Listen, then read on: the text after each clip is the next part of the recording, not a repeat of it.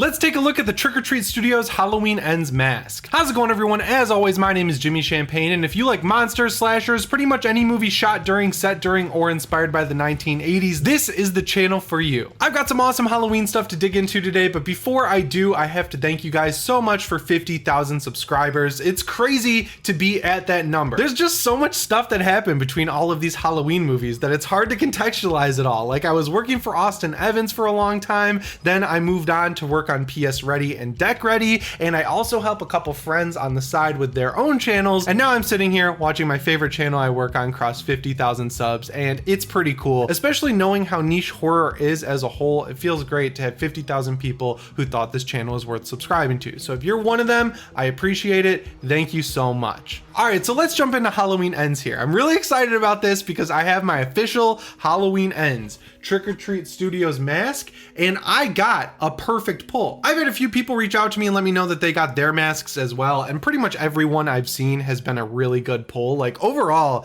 this mask seems to be the one where Trick or Treat Studios has figured out the painting and how to really pull all the detail out of these actual sculpts, because the sculpts, as we know, are incredible. Like, if you repaint them and work on the hair a bit, you can get your Trick or Treat Studios mask looking very close to what's used in the actual movies. This might be a little naive of me, but this one at first glance really doesn't seem like it requires much work at all. Like, it just needs a little bit of touch up where the blood is on this side. The mold effect they've done here, I think, looks really good. The shading looks great. It's a huge improvement from the Halloween Kills mask, where it really just looked like toasted marshmallow over here. Like, there was just a lot of yellow and black, and it was really harsh when you would pull those masks right out of the box. This one is very nicely evenly distributed, and I like all the black scuff marks on it. I'm definitely going to do a little bit of a touch up on this myself, but overall, for the price of $80, this mask is definitely the best. Like, if you go to the store and buy it and just use it as is, the best one of the three. I go to Spirit Halloween pretty much every time I go to the movies because it's right across the street, and I've seen a lot of Halloween 2018 masks that look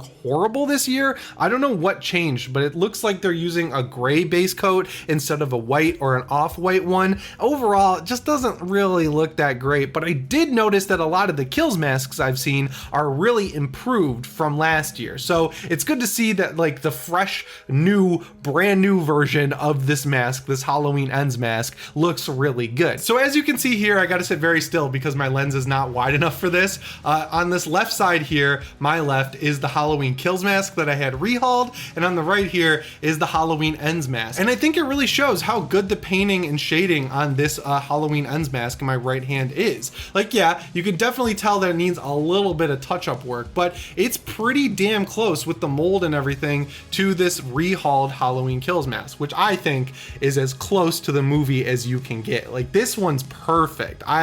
Oh man, this is a really good mask. So while I can't wait to see what people like my friend Simon Brandolino or Remzap are gonna do with these masks, you're already at a good base, just like right out of the box. And I feel like if you wanted to learn how to do this yourself, this would be a great mask to learn on because you really don't have to dig too deeply into it. Like, I rehauled my own Kills mask. It wasn't the one you just saw. I think I did a pretty good job, but that was like a 6 to 8 hour process. I put it up on a tripod with like a foam head. I know you're not supposed to use foam. I only used it while I was painting it, so it didn't dry anything out. And basically what I had to do is mix liquid latex with acrylic paint and paint it myself by hand, and it did this really cool effect where it kind of split once it dried. It's a little bit of artistic license, but I think it adds to the overall aged look of the mask, and the fact that it was in fire, like so close to a bunch of fire, I could see it sort of splitting like that. But that took a really long time, and you had to do like a white coat, then like an egg yellow color coat on the right side of the mask. But that process was time consuming because I had to do a white base coat on the entire mask, and then a yellow like egg color on the right side of the mask, like if you're looking at it, and then I had to shade in all of the different like burn effects and the black, and then I had to do like a dry brushing type effect on there, which really was tough because obviously you had to add liquid latex to everything, which made dry brushing kind of challenging.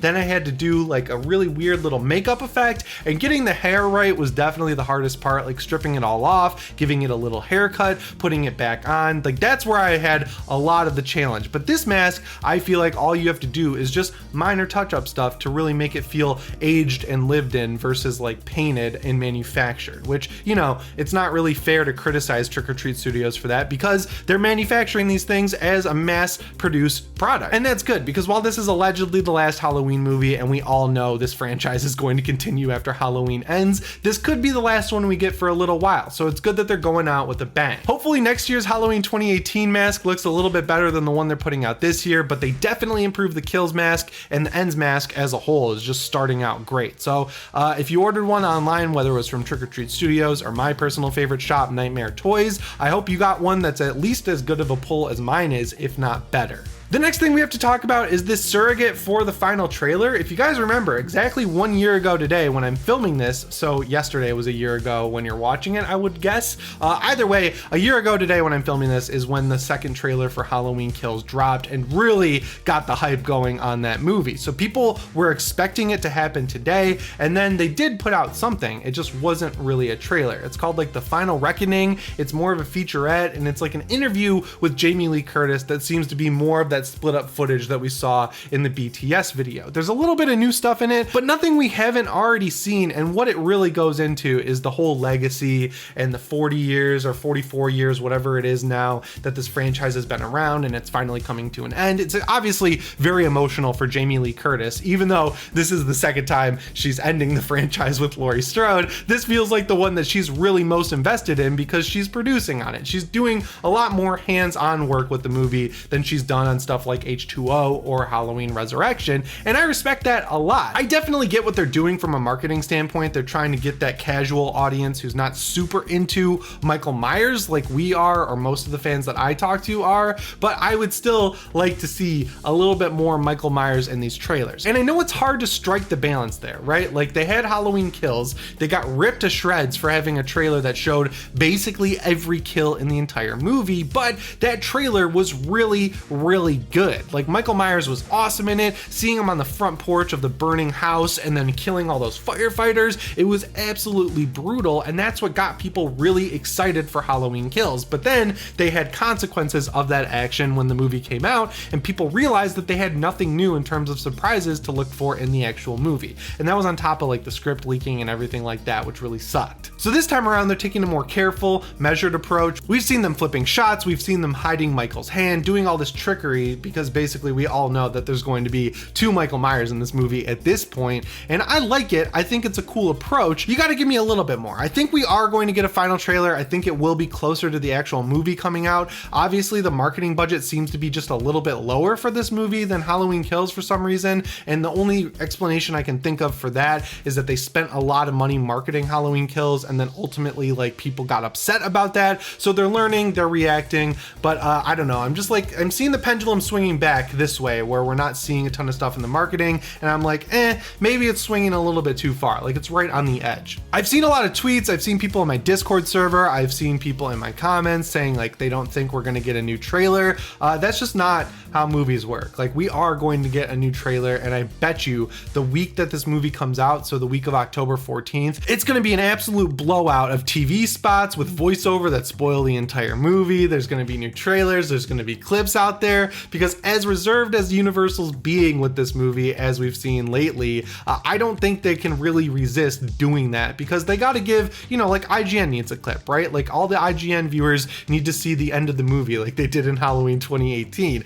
or they got to give Bloody Disgusting a clip, or they got to give Rue Morgue a clip, or Fangoria a clip, you know? There's like deals that are made in advance. So I'm sure when the movie actually comes out and a lot of the secrets are revealed, that's when we'll start seeing much more marketing for it. And I'm fine with that. I don't really care at this point. Like we're 3 movies deep. It's been pretty easy to figure out exactly what's going to happen in all of these movies, mainly because of the mix of marketing and also because they're slasher movies. They're bringing back characters from the first movie. It's kind of like just there's really only one way where these things can go. Basically, Michael Myers has to escape and kill people, and Laurie Strode and other characters from the other movies have to stop him. So with that knowledge in mind, you can figure out a lot of what's going on in these movies. What we have now, where people or piecing things together and figuring out what's going on in the movie by like looking at screenshots where Michael's hand is hidden, stuff like that. I love piecing things together like as a horror community. And I've noticed all the comments saying that they love when we watched a movie, and I separately, of course, we have collab before, I don't know why I said it like that.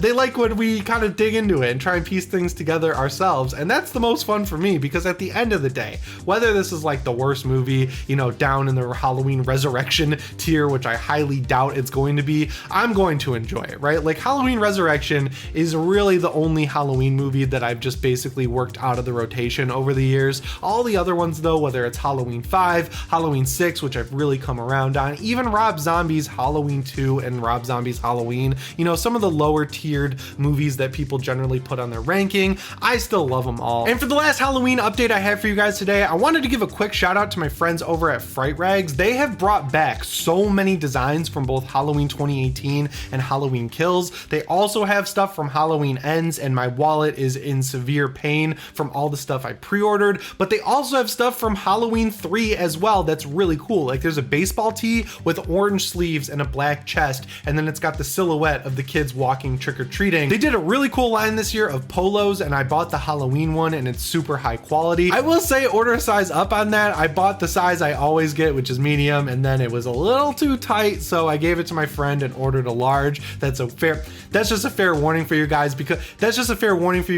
the material is not very forgiving. But the coolest thing of all, in my opinion, that I'm definitely going to pick up after I record this video is a set of mini masks from Halloween 3. So not only are these like vintage masks, you know, the ones that would just cover your face, they're small. They're like the size of a Blu-ray case. They're about 6 inches by 5 inches. So that basically means they're going to fit well on a shelf. And yeah, I want them on my shelf behind me where I keep my masks and all that stuff. So I'm definitely picking that up. $60 seems like a fair price for that, because Fright Rags is like a combination of small batches and high quality. So yeah, you're gonna pay a little bit more for their stuff, but everything I've ever bought from them over the years, I still have. Like all the pajama pants, all the t-shirts, all the baseball tees, now these masks. I mean, they even do action figures. It's just been really cool as someone who's been shopping at Fright Rags since well before Halloween 2018 was even rumored, and they were doing all these awesome drops for movies I loved, like An American Werewolf in London, Trick or Treat, Reanimator. I think they had a Halloween 3 one even back in the day. It was just a really cool time to be a horror fan, because, you know, we didn't really have a lot of big slasher movies or franchise movies other than The Conjuring coming out at that time, and it was cool. This isn't sponsored or anything like that. I just spent a bunch of money on their site, and I thought they did a good job this year, so I figured I'd let you guys know that you should go check it out. Anyway guys, I'll see you in the next one. Shape on.